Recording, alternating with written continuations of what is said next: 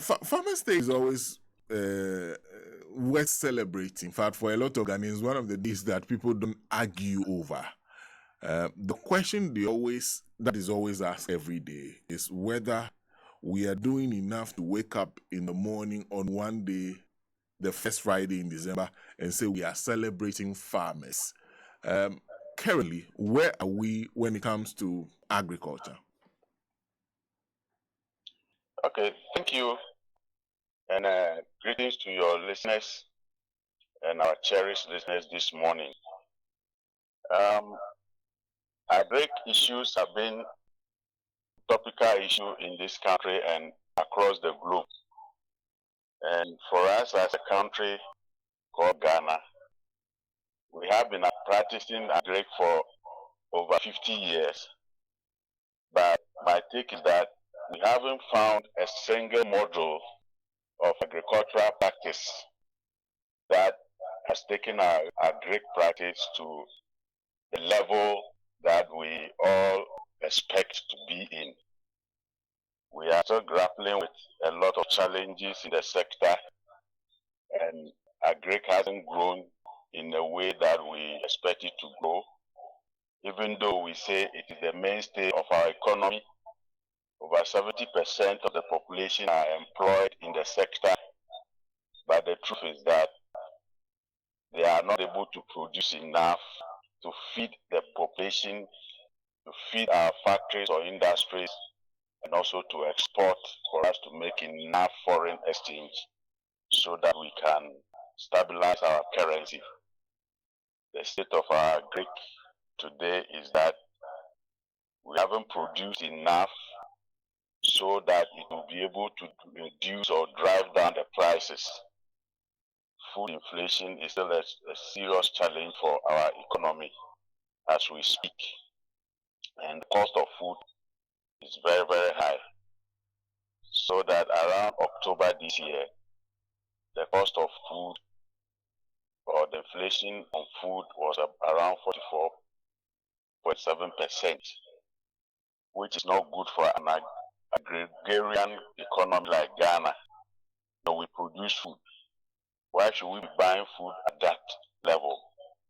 Which is something we don't understand. Our state as an economy in Agric is that we are doing well in only a few areas. We do well in talking policy or talking numbers, or sometimes just talking, but putting the practice is a big challenge.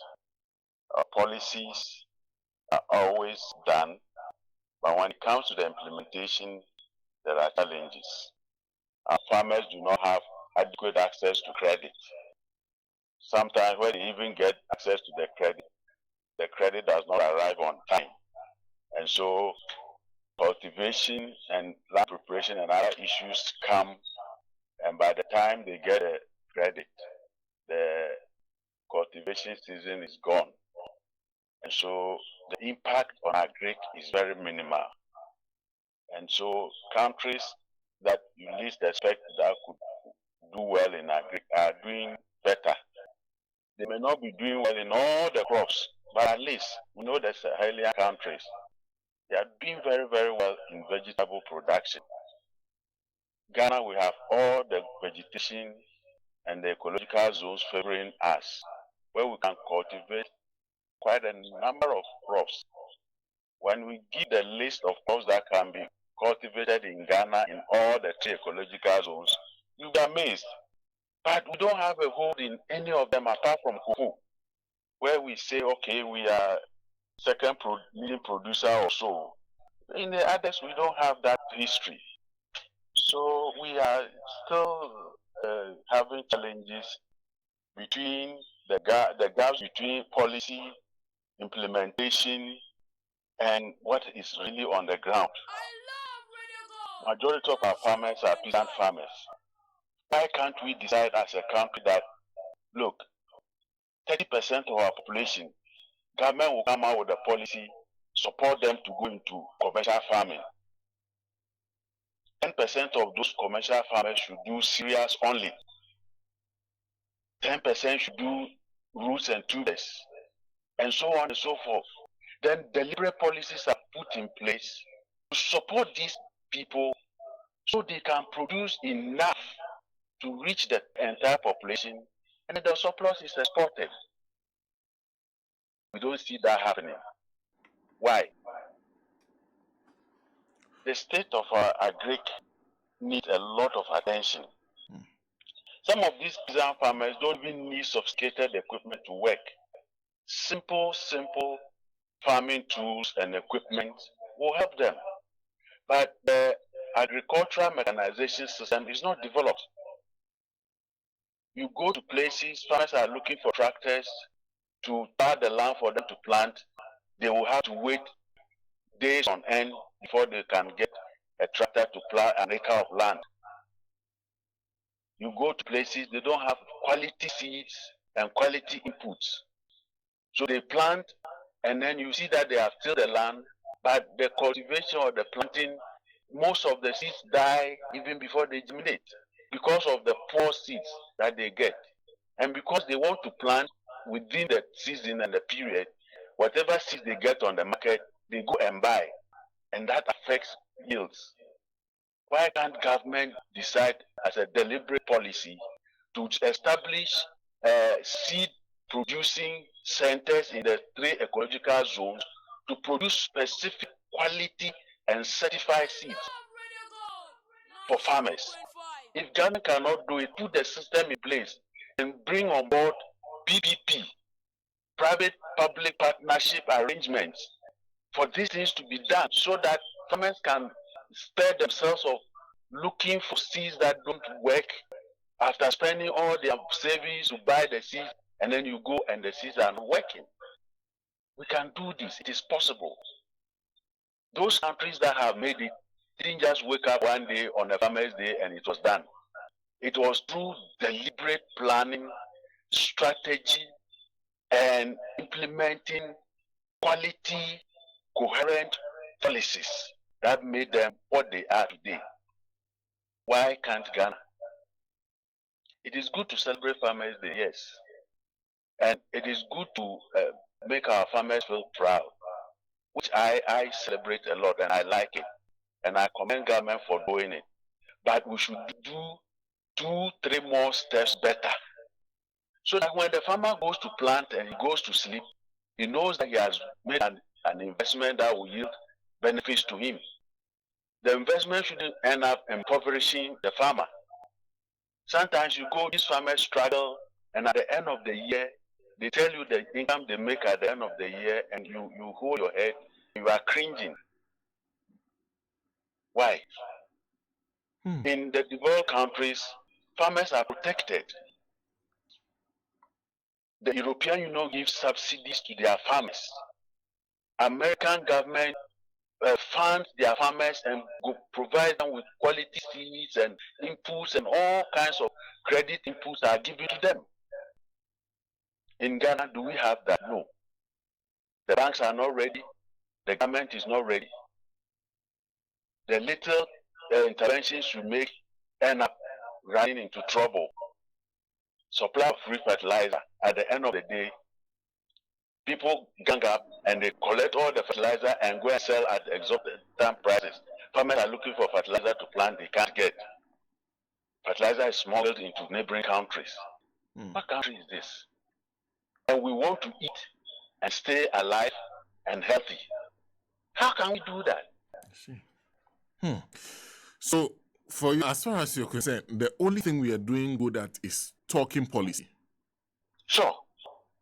So the policies, but are those the right policies? Whenever you hear us talking about the policy plans, the plans, the actions we intend to take, are those the right policies that we need for this environment? Some of the policies have good intentions. But you see, policy must be crafted with a deliberate intention of positive outcomes. Some of the policies are crafted, and at the end of the day, they are disjointed, they are incoherent.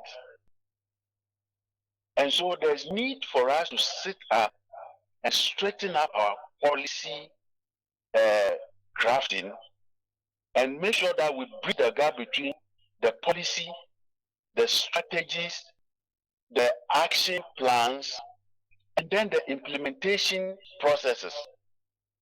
You will see fine papers, articles, whatever. Workshops will be organized. People will go and talk big, and then we'll all go home. But when it gets to the implementation, that's where the problem is. Ghana's gold, raging gold. So I guess sometimes supervision is poor. Sometimes we don't even have adequate data to be able to analyze and see, okay, this is the reason why last year this happened. So this is what we must do this year to avoid the same thing from happening.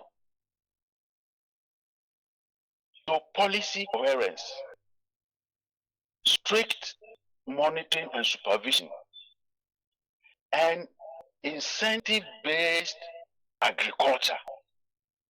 Incentivize the farmers. Make available to them the right inputs at the right time. And make sure there are people on the field supervising and helping in all corners of the country. And make deliberate policies to encourage farmers to do certain agricultural commodities in commercial quantities. And let's see how it goes. Let's give ourselves 5 years and craft those deliberate policies and do intentional agriculture. And let's see how Ghana moves on. I am sure we have the potential to produce 3 to 5 times what we are doing now. We haven't reached our maximum at all. We haven't reached anywhere with our agricultural production. Look at the arable lands. When you are traveling across Ghana, you realize that no, we really have a long way to go. Yes, we talk about fragmented lands and then these land issues. But is it still the same? For instance, if I am a farmer and I have land, 2 acres, 3 acres, and I get the right inputs, the right credit guarantee systems and all that, and the right technology, you think I will not use that land appropriately and have a high yield? I will. But why would a farmer go and do 1 acre instead of 3 acres? There are families and farmers who have more than 10 acres, but they end up using only 1 acre in a farming season. Why? There's a lot to talk about, and this conversation will have to be wider. But I would like to thank you for joining us this morning to start this conversation. My producers will be in touch. Let's see if we can arrange an in-studio appearance so that we can speak extensively. Thank you very much. Thank you, Senna. Yes. John Kennedy Apeja is Business Development Manager, Chamber of Agribusiness of Ghana. Of course, our guest in studio this morning is from New Agric Solutions Limited.